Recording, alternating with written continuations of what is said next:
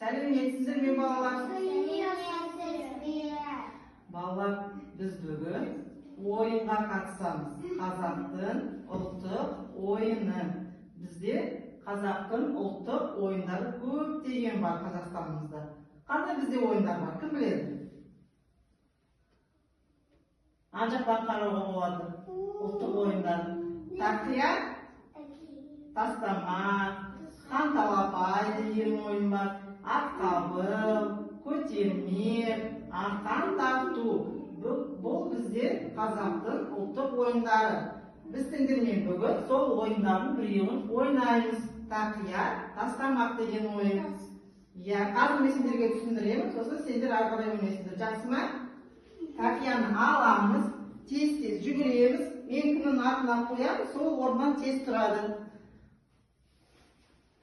Ал мен сол баланың орнына отырамын.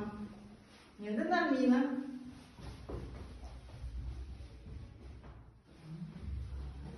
Жарайсыңдар.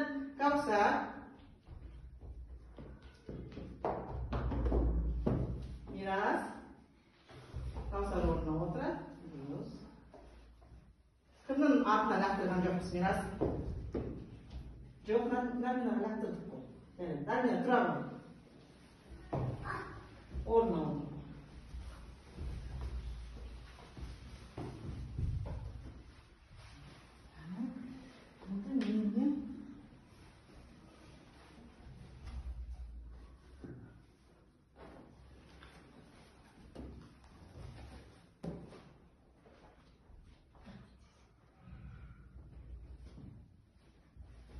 Роберт, отыр орнына. Мирас.